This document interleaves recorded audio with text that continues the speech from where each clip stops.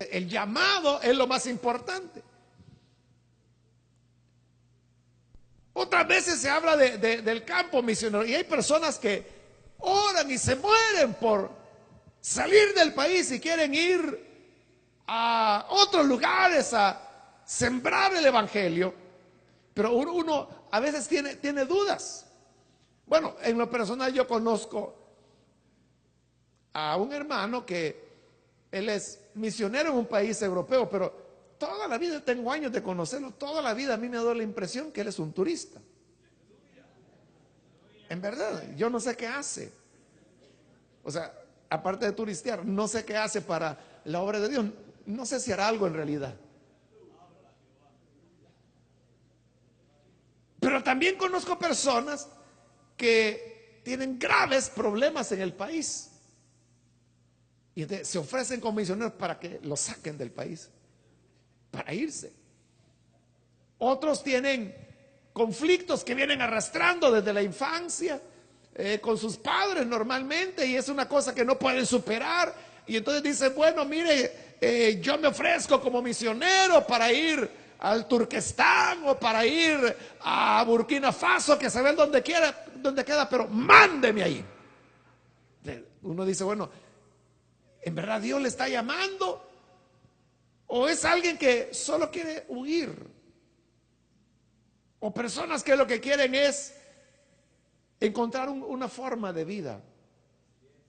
O sea, necesito trabajar, necesito ganarme de algo, entonces me voy a ofrecer para la obra, para ser predicador, para ser pastor, para ser... Y empiezan a inventar. Pero nada de eso, o más bien todo eso, no garantizará la victoria ni el respaldo de nadie. Esos son motivos puramente humanos. Lo único que lo garantiza es que haya un llamado de parte de Dios.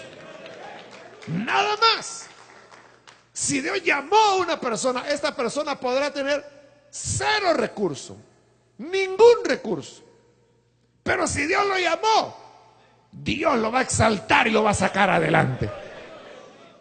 Pero si una persona no ha sido llamada, podrá tener todo el respaldo, pero no hará nunca nada, siempre va a estar patinando. El llamado entonces es un tema importante, y por eso es que en el llamado de Eliseo yo quiero señalarle algunos puntos de los elementos que vemos en Eliseo y que son elementos claves para hablar de un verdadero llamado. En primer lugar, quiero hablar sobre un elemento que pocas veces pensamos en él, y es la importancia que tiene la familia de la cual provenimos para poder ser llamados por el Señor. Dice la Biblia que Eliseo se llamaba Eliseo, y eran los padres quienes ponían los nombres a los hijos. Pero el nombre Eliseo lo que significa es: el Señor es mi salvación. Eliseo era más joven que Elías. No obstante, por joven que fuera, nació en una época difícil de la historia de Israel. Esa época que hemos descrito cuando destruían los altares del Señor, cuando mataban a los profetas. Entonces, los padres de Eliseo, su padre Safat, él verdaderamente debió ser un hombre que tenía amor y convicciones por el Dios verdadero, de tal manera que no tiene temor, que cuando su hijo nace, viene y le pone: el Señor es mi salvación. Eso era llevar la contraria en una época cuando costaba la vida una confesión de ese tipo. Pero no es una confesión, es el nombre que le ponen a su hijo. De eso habla que la familia de la cual provenía Eliseo era una familia de fe, de convicciones, que en una época difícil de persecución y de muerte tenían el valor de afirmar sus convicciones y que quedara reflejado incluso en el nombre que su hijo recibe. Si usted hace en este momento un ejercicio de los hombres de Dios que aparecen en la Biblia, usted va a ver una cosa en común. Casi todos provenían de padres ejemplares.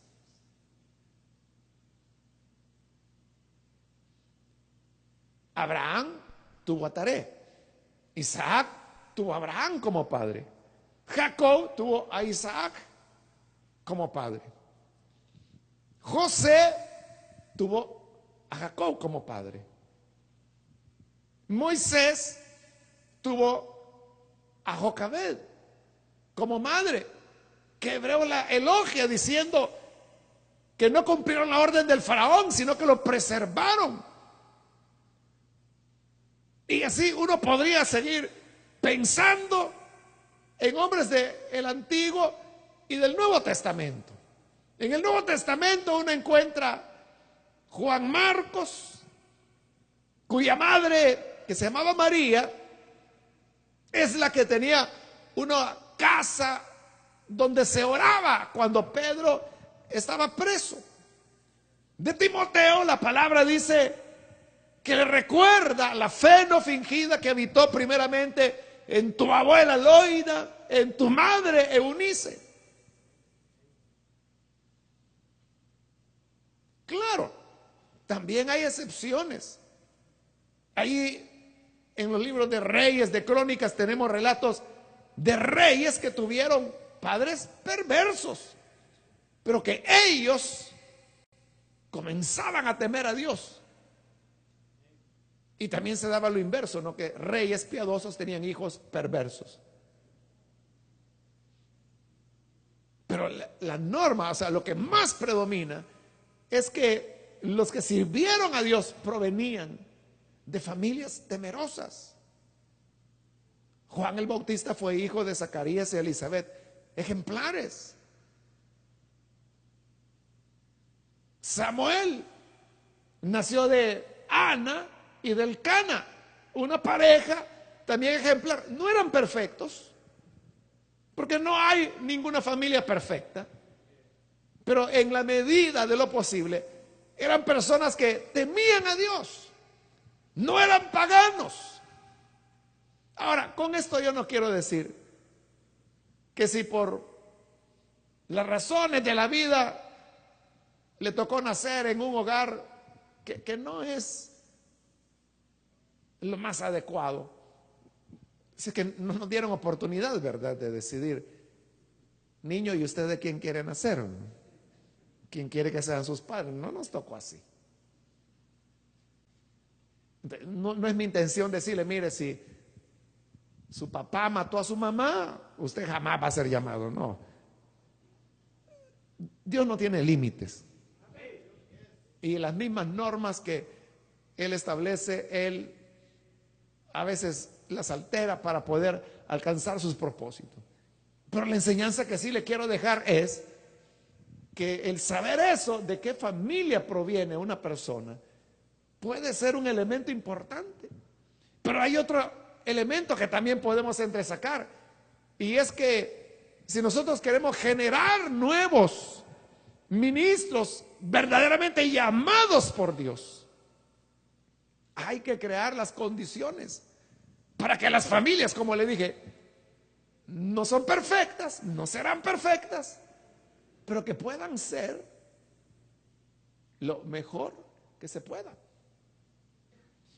En segundo lugar, quiero también mencionarle que el que es llamado al evangelio, o al ministerio más bien, el que tiene auténtico llamado, ¿a quién le llama a Dios? Dios llama a los trabajadores.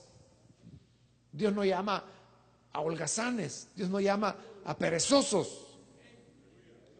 Esto lo podemos ver en la vida de Eliseo, porque ahí se nos dice Leamos el versículo 19. Elías salió de allí y encontró a Eliseo, hijo de Safat, que estaba arando. O sea, todo lo que Dios le dijo, así era. Y oiga esto, había 12 yuntas de bueyes en fila, y él mismo conducía la última. Dice que estaban arando, pero araban con 12 yuntas de bueyes. Una yunta de bueyes es una pareja de bueyes. Y cuando la Biblia habla de una yugada de tierra, una yugada era una medida de extensión. La yugada era la cantidad de tierra que una yunta de bueyes podía arar en un día. Y Eliseo está utilizando o empleando 12 yuntas de bueyes. Como no tenemos el otro factor que sería el tiempo, que cuántos días trabajaban esas 12 yuntas de bueyes, se nos hace difícil saber la cantidad de tierra que tenía, pero haciéndolo de la manera más conservadora posible, viene a resultar que lo que tenía de tierra la familia de Eliseo eran al menos 25 manzanas de tierra. Al menos. Podía ser hasta el doble de eso. Pero quedémonos con el dato más pequeño, 25 manzanas. Pero en esa época tener esa cantidad de tierra era ser rico. Es decir que Eliseo pertenecía a una familia rica. Y no solo por la cantidad de tierra que tenía, sino que la calidad de tierra. Porque ahí ha dicho la escritura que él vivía en Abel Mejolá. Abel lo que significa es valle. Entonces era el valle de Mejolá. Pero como era el valle de Mejolá, era una de las regiones más fértiles. Era de la mejor tierra que había. Y allí ellos tenían una cantidad extensa de tierra. Eran ricos. Eliseo era rico. Pero vea, siendo rico y siendo el heredero de su padre, de Safat, él podía fácilmente emplear a 12 yunteros para que trabajaran con las 12 yuntas de bueyes. Y empleaba a 11, pero la última, la número 12, ahí lo dice claramente. El versículo 19, él mismo conducía la última. Es decir que Eliseo, él podía tener una función de dirección o de supervisión, de ver cómo trabajaban los campesinos. Pero él trabajaba con ellos. Él llevaba la número 12. Él agarraba, hermanos, el arado, arriaba los bueyes y ahí iba arando todo el día. Porque esa era la medida de tiempo y de trabajo y de jornada. Una yugada de tierra, es decir, lo que la yunta de bueyes pudiese arar en un día de trabajo. Es decir, que él era trabajador, era esforzado, y arar no es una cosa fácil. Quiere fuerza, quiere empeño, quiere determinación, requiere pulso, porque a eso se refería el Señor cuando dijo: ninguno que tomando el arado mira hacia atrás. Exacto. ¿Por qué? Porque entonces el surco va a comenzar recto, pero luego viene haciendo una curva y cuando siente se fue a la cocina. Entonces, se necesita determinación, dirigir los bueyes, tener fuerza. Eso hacía Eliseo.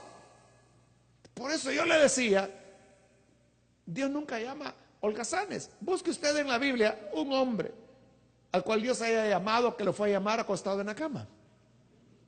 A David trabajando.